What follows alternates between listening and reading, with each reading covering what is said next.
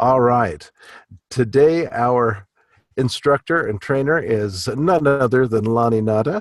We're so grateful that she's going to be here with us. She is a real estate investor, an entrepreneur. There she is with her sweetheart, Finau. They've been in real estate investing since January of 2014. And today she has a business that stretches from Hawaii to Salt Lake to Nevada and elsewhere across the country. So many of us look up to her, and I'll tell you, whenever you see Lani, this great big smile just makes you feel welcome. Lani, good morning. So glad you're with us today. Good morning, Ron. Thank you for that introduction. You betcha. We've got you made the host now, and we're excited to hear what you've got for us today, Lani. Thanks for being here. Awesome. Thank you. All right, let me pull up my presentation. Good morning, everybody. So today, I would like to talk today to you guys about the subject of everyone communicates if you connect. Some of you guys probably have read the book, but it's John Maxwell's book he wrote. It's a really quick read. It's on the Audible. And before I begin training, I want to give you guys an overview of the book. So basically, the book is divided into two sections, and one is connecting principles, and the other is connecting practices. And we will talk about both. So here we go. The first thing we're going to talk about is connecting increases your influence in every situation. The number one criteria for advancement and promotion for professionals is an ability to communicate effectively. Okay, so I think the ability to connect and communicate is the number one criteria for success with your family, with marriage, with your children, with your friends, in the marketplace, and as well as in the community. If you can communicate and connect, it literally gives you a decided edge and in the advancement of what we are trying to accomplish, right? So there are successful presidents that exhibit 5 skills and qualities that enable them to achieve things that most don't. Most presidents or the average presidents don't.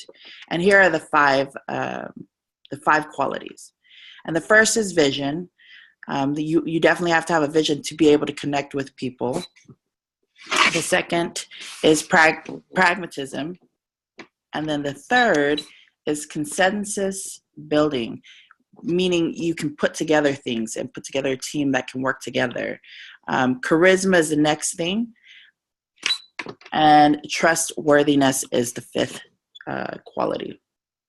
So what is interesting about these 5 things that set the better presidents apart from the average ones are 4 out of the 5 deal with connecting. Vision is a definite connecting skill. Consensus is getting people to be able to work together.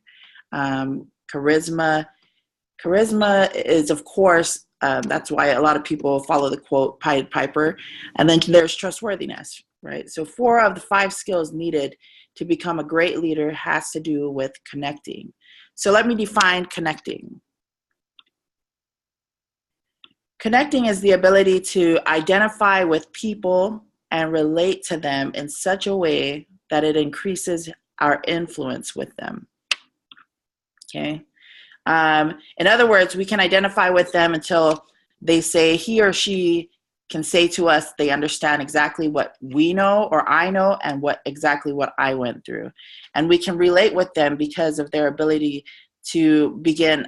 We can relate with them because of the story you're telling or the topic you're talking about, and that increases your influence and with them, right? With the audience or with the person you're speaking with. And you all know leadership is influence.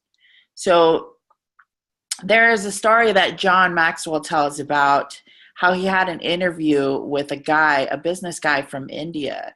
And he was with a Fortune 500 magazine company. And he was talking about leadership to John. And John says they kept disconnecting. And the businessman from India was very embarrassed about that.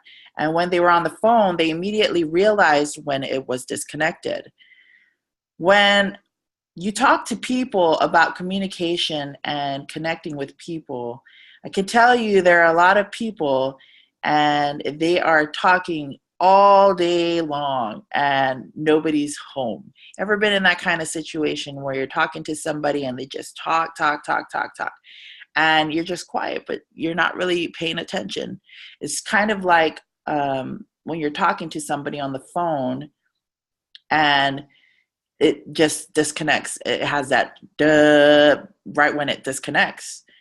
So there are things that's called connecting signals. And how do you know when you're connecting with that person? How do you know? How do I know if I'm connecting with you when I'm speaking to you, either as a group or one-on-one? So let me give you a few connecting signals that you can go off of. So the first thing you want to know is when you're connecting with somebody, they give that extra effort, right? You connect with people, they go the extra mile, right? And then the second is unsolicited appreciation. When you're connecting with somebody, you have positive things are being said about you or in general. And then unguarded openness. When you're connecting with someone, with people, there is a sense of openness and trust that begins to be demonstrated. And then increased communication is the next one. When you're connecting with people, they express themselves more often and readily. It's not difficult for them. Then you have enjoyable experiences. And when you're connecting with people, they feel good about the conversation you're having. And then there's emotional bondedness. When you're connecting with people, they display a connection on an emotional level, right? And then there's positive energy. And when you're connecting with people, their emotional batteries are being charged while you're speaking to them.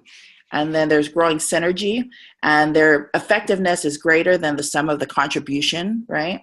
And then unconditional love. When you're connecting with people, there seems to be an acceptance without reservations when a person really knows how to connect with them, whether you are speaking one-on-one or to a group.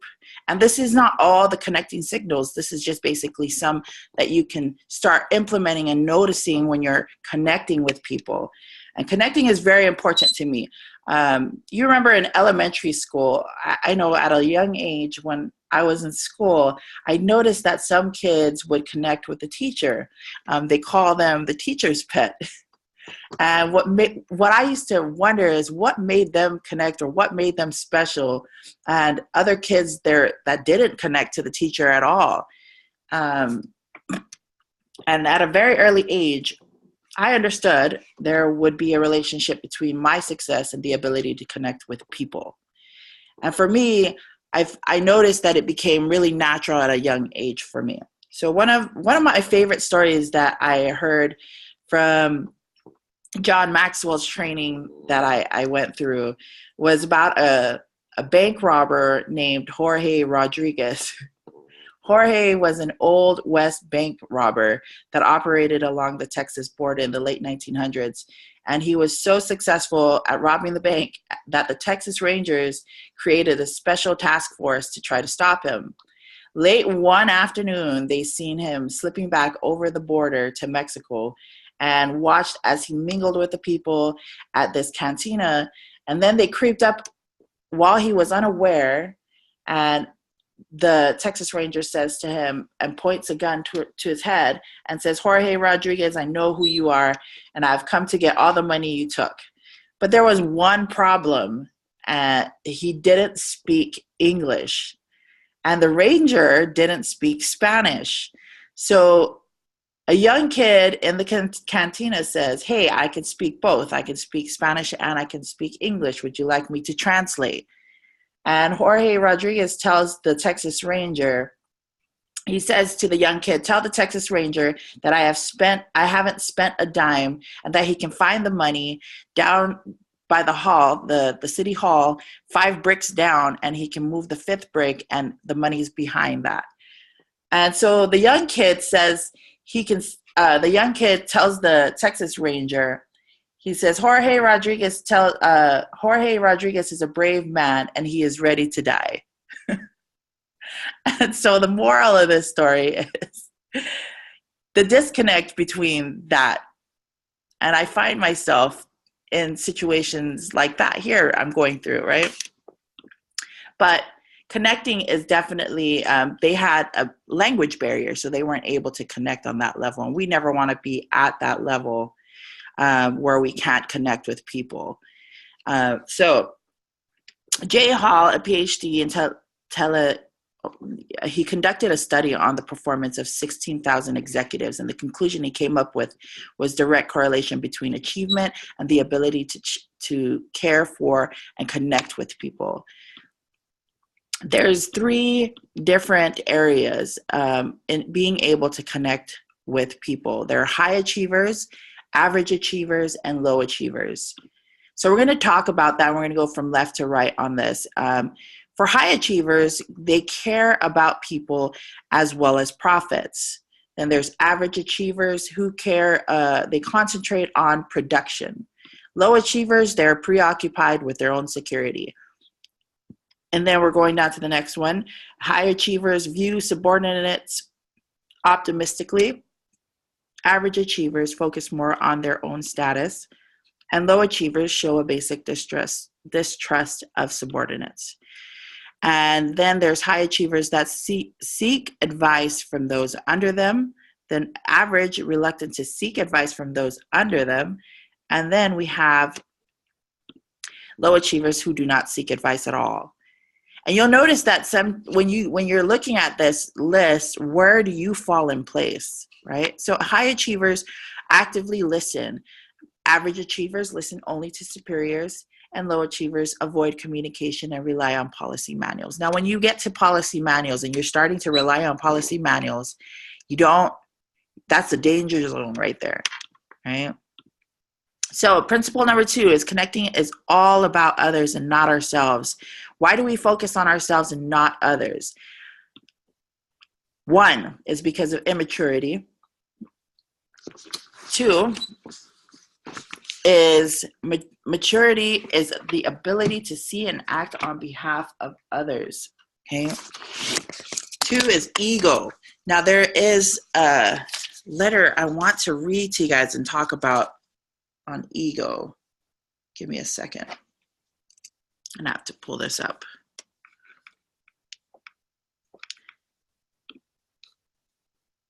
So it was in a book. I'm going to just read it to you guys. It's from a book that I got this. There's no I in team, but there is an M and an E that spells me.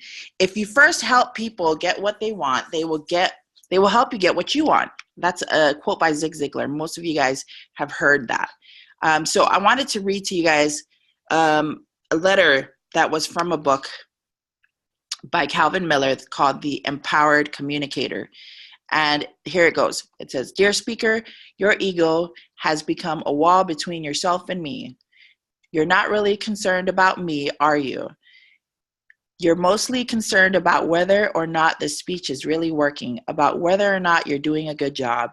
You're really afraid that I will not applaud, aren't you? You're afraid that I won't laugh at your jokes or cry over your emotional anecdotes. You are so caught up in the issue of how I am going to receive your speech. You haven't thought much about me at all. I might have loved you, but you are so caught up in self-love that mine is really unnecessary. If I don't give you my attention, it's because I feel so unnecessary here. When I see you at the microphone, I see narcissists at his mirror. Is your tie straight? Is your hair straight? Is your deportment impeccable? Is your phraseology perfect? You seem in control of everything but your audience. You see everything so well but us. But this blindness to us, I'm afraid, has made you deaf has made us deaf to you. We must go now. Sorry. Call us sometime later. We'll come back to you when you're real enough to see us. After your dreams have been shattered, after your heart has been broken, after your arrogance has reckoned with despair, then there will be room for all of us in your world. Then you won't care if we applaud your brilliance. You'll be one of us. Then you will tear down the ego wall and use those very stones to build a bridge of warm relationships. We'll meet you on that bridge. We'll hear you again. We'll hear you then. All speakers are joyously understood when they reach with understanding. Sincerely, your audience. Now, I share with you guys that letter because when I heard and I read this letter, it really stood out to me. So, ego, definitely pay attention to that. And 3 is failure to value everyone. So here are 3 connecting questions I want you guys to write down. When you're presenting either a one-on-one or you're in a group, these are the questions you need to realize. 1 is, do you care for me? This is for the audience. 2, can you help me? 3, can I trust you? The third principle is connecting goes beyond words. There are 3 components to face-to-face communication: words, tone of voice, and body language. How others believe what we say when we communicate with them, right? So what we say is about 7%. The way we say it is 38%. And what others see is about 55%. 90% of the impression that we often convey. Okay, so it has nothing to do with what we really say in words. It's more tone of voice and body language. So the 3 components to communication are thought, emotion, and action. Thought, emotion, and action. Here's how the breakdown looks like. And if you guys want to, you guys can screenshot this. I'm not going to go too much into this, but I want you guys to just use this as an example of how you're being, or how you, when you're sitting around other people, how they're connecting with you. Okay. So action. Action is something we do, connecting visually, what people see, right? Thought, something we know, connecting intellectually, what people understand.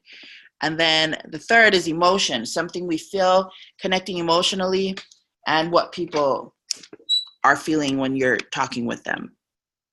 Number 4 is connecting always requires energy. There are 4 unpardonable sins of a communicator. And that's unprepared, uncommitted, uninteresting, and uncomfortable. So 3 of the 4 require a lot of effort and energy. Here's connecting requirements. 1 is the initiative, for you to go first, right?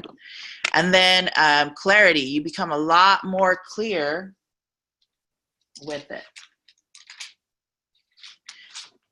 3 is patience. When you're doing anything or speaking with people, there's always this automatic, like, you just start talking really fast for some reason. I have no idea, but I've seen it in a lot of situations where people just talk really quick.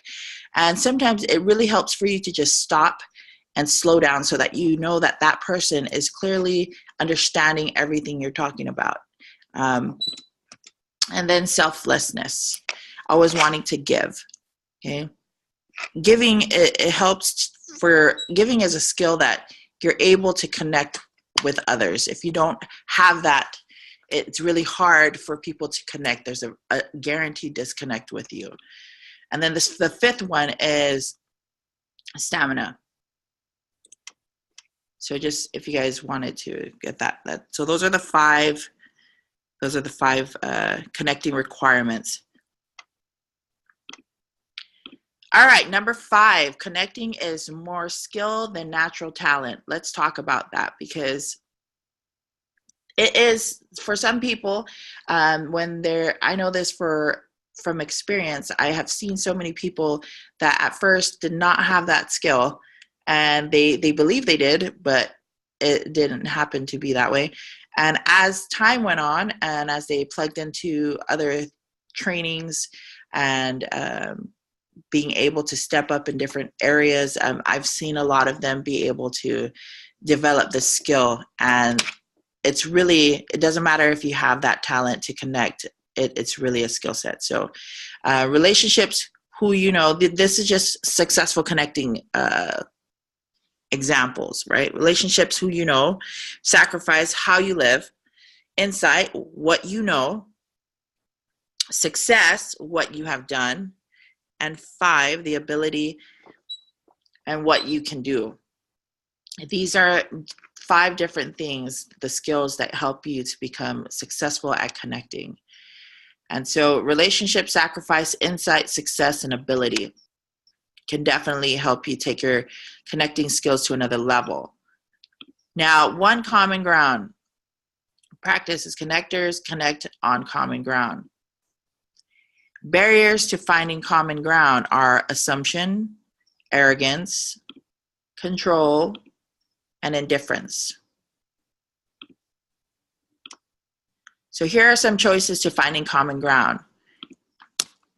Availability, being available, and then 2 is listening.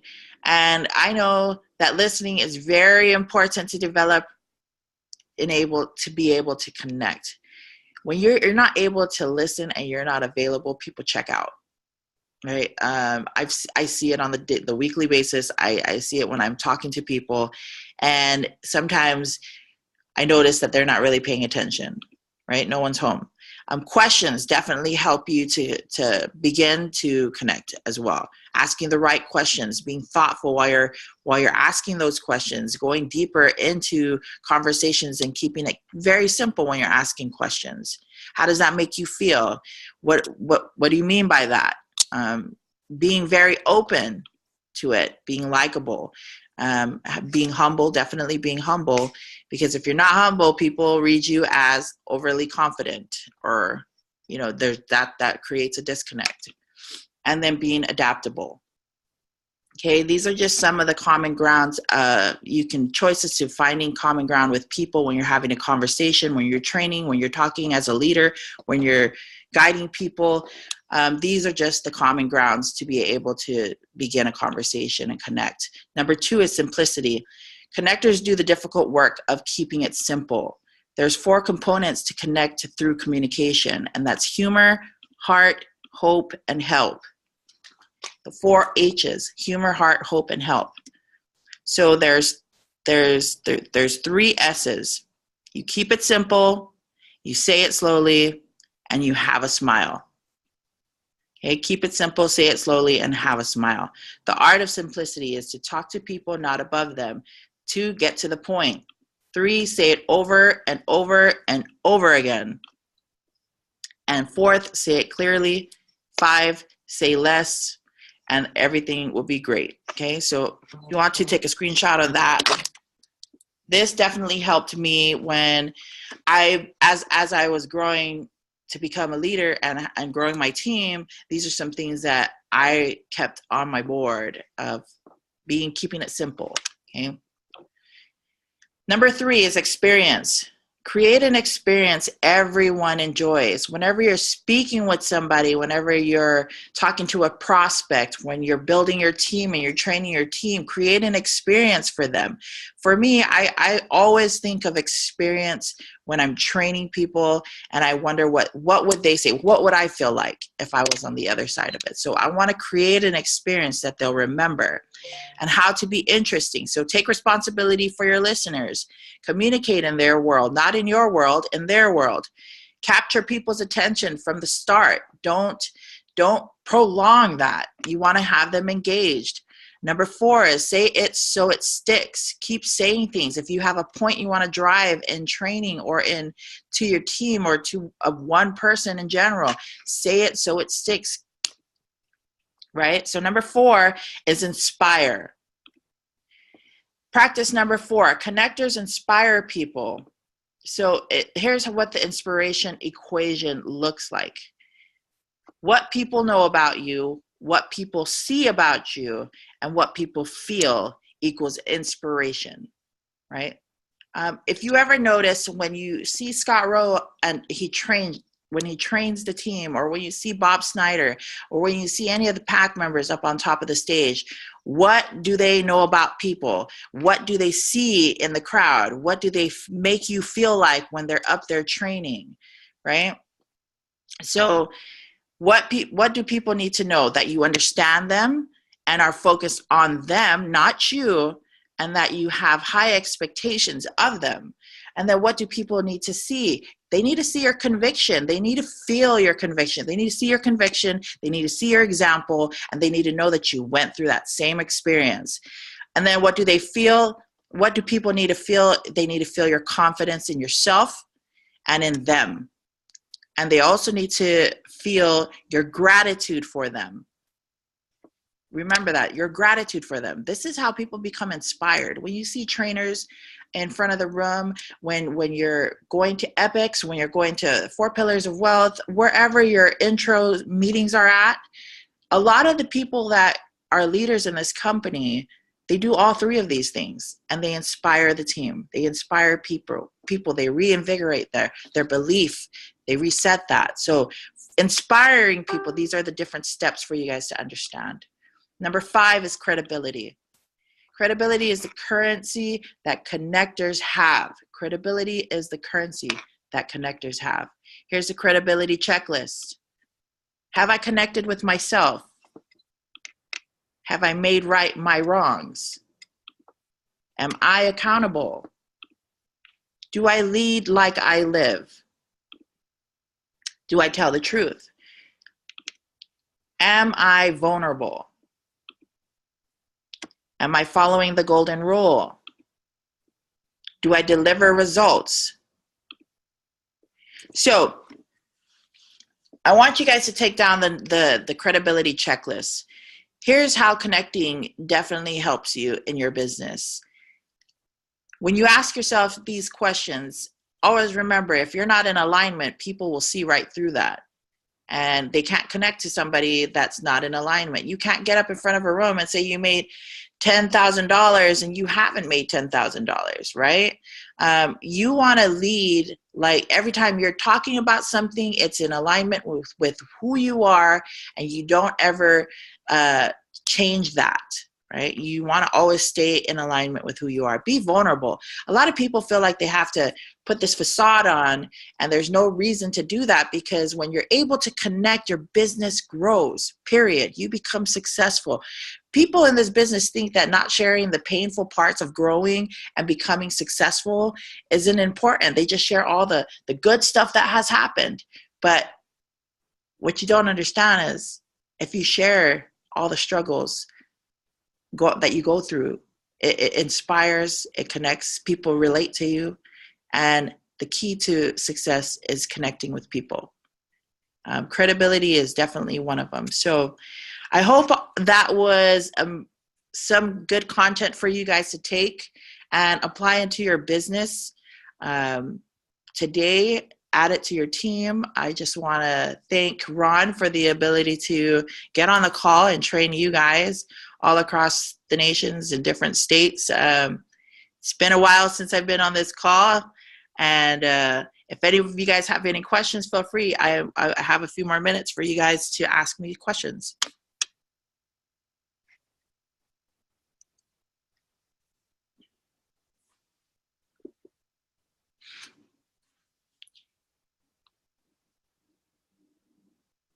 You guys can unmute yourself if you need to ask any questions. If not, we can wrap up the training. Remember, a closed mouth doesn't get fed. So if you guys have any questions, feel free to come off mute. Maybe share some of your experience, what your takeaway was.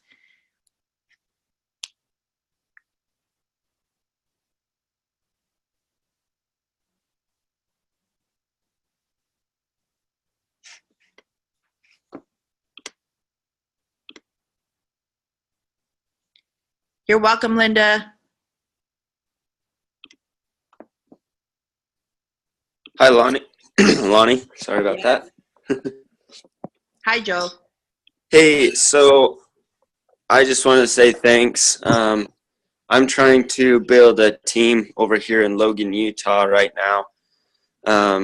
and I'm building for an event coming up in 2 weeks from today.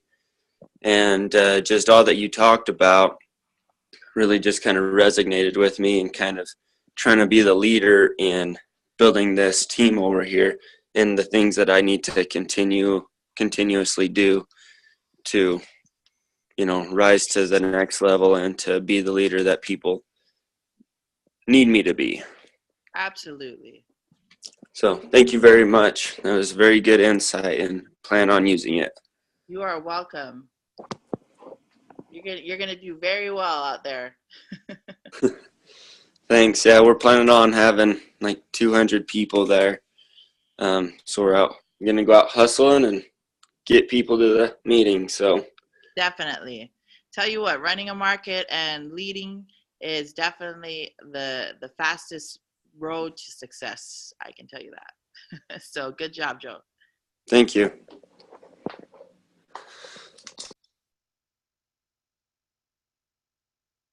Okay, so Amanda's asking, how many testimonials do you have on your Epic during the live events? Okay, so out here in Las Vegas, the way I choose for testimonials are when I see the registration list, and depending on who's in the room, I will pick the person that has the most guests. And I do about 2 or 3 testimonials. It just depends on the feel of the crowd too, as well. So good question, Amanda. Anybody else?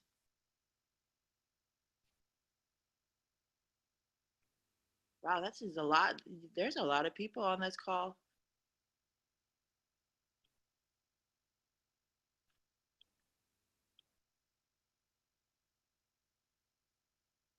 Okay, so Amanda, you're asking, where do you place them, beginning or end or middle? Normally, when I'm talking during my Epic presentation, it depends on if like I said, the energy of the room, but I trickle from the middle and then to the end. So, yeah.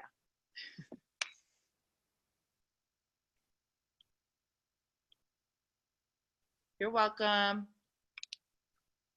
Anybody else?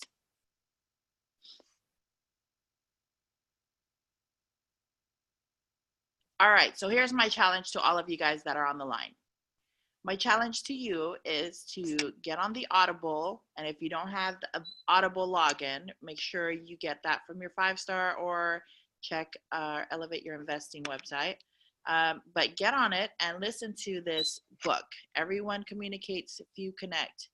A lot of you guys may not have a natural skill of connecting, and maybe that's where you struggle. So I would highly suggest that be one of your guys' reads for this week, is to get on there and read this book and take this training. I know it's recorded, so you guys can use that for your own benefit to build your team as well as yourself.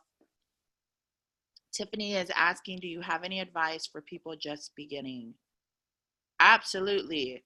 Some advice for you guys is to always be in trainings. Always plug yourself in. When you first get started in this business, a lot of people feel that the mentors or your 5-stars that brought you in are responsible for you. So one of the things I would advise is to get on impact calls and get on mastermind calls. For my very first year of getting started in this business, that's all I did. On top of that, I did get to events as well, but when I wasn't able to call my mentor, or I wasn't, they weren't accessible, I took that responsibility on myself to plug in on self-development, learn this business in and out, and so that I wouldn't have to rely on anybody. So that's one of my advices to you. Just stop. All right, so is there anybody else? Okay, so today the goal is for you guys to read this book. All right, so Rebecca Belknap says, you said to be prepared, but how do you know if you are over-preparing and procrastinating like older Daryl and Saturday?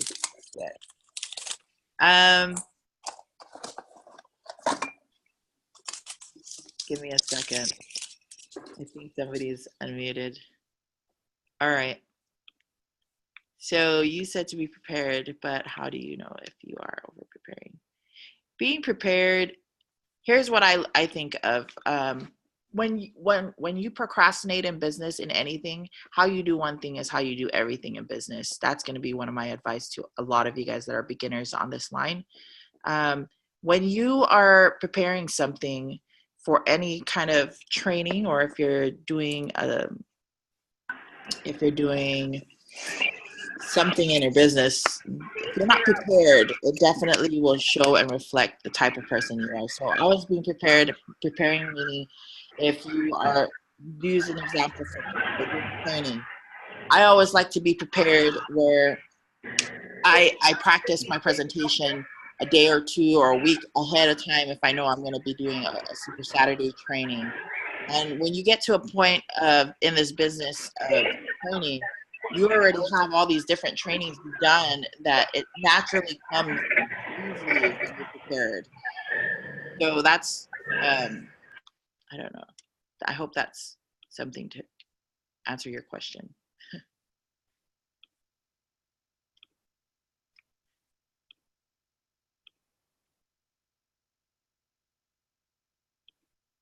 All right, guys. If there's nobody else that has any questions, Hi, Lani. yes.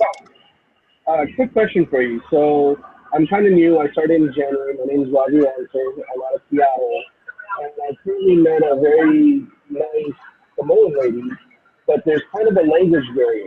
How do you recommend getting past that? A language barrier. You have a language barrier speaking with people? Well, some of the people that I'm meeting don't speak English as well as I do. And so the language barrier there would be them understanding what I'm trying to convey to them as far as the message. That is a great question. I actually went through that out here in Las Vegas recently, and some of them are on the call. When we have people in our market that speak Spanish. I do not speak Spanish. However, I know that my desire to help people is there, and the feeling that I give off to them. So as difficult as it was, I'm going to mute you for a little bit because it's a little distracting. As difficult as it was for me to speak to them, I didn't want them to feel excluded. Okay, so what I did was I found a comp plan. I wanted them to understand the sales process, the comp plan, and what they're doing because they were filling my room.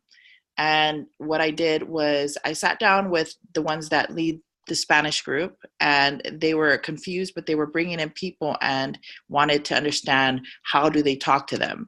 So I found the comp plan and from one of the, I think it was Andrew Hartzell that sent me it from Michael, and I was able to play that. And after I played that, I sat down and I said, do you guys have any questions? But being patient basically was it. My energy towards them and my attitude towards them definitely helped. I did not speak the language at all, but they received it.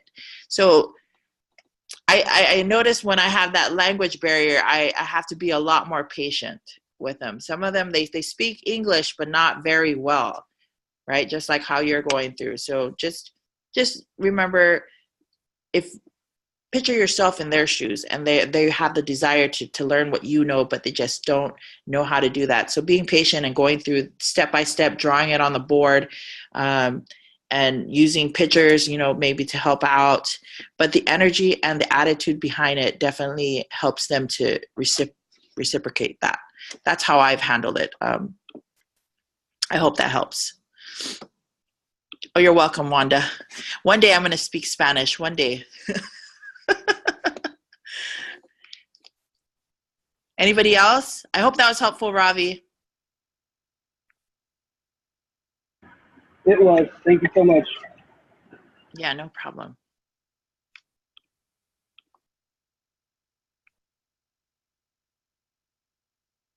Absolutely, Wanda. People don't care about how much you know until they know how much you care. I can definitely vouch for that. My culture growing up, we always care about people more than, other things.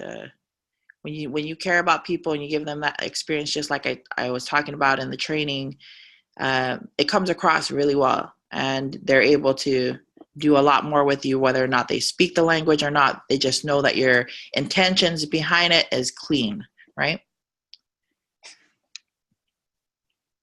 All right, folks, we're wrapping up now. So I hope this has been helpful for each and every one of you guys on this line. I look forward to hopefully training you guys sooner in the future. It's been a while, but I want to thank Ron Heyer for running these calls so efficiently. It's been amazing to get back on here and see how much people are on the line, and how good it is. So I appreciate all of you guys for taking the time out to be on these calls and being dedicated to your business. Sky's the limit, everybody. Make sure you're always daily you're communicating effectively, and you're connecting with people, because their experience with you is what's going to change the world. So have a great week, and see you guys all at your events, and we'll talk to you soon.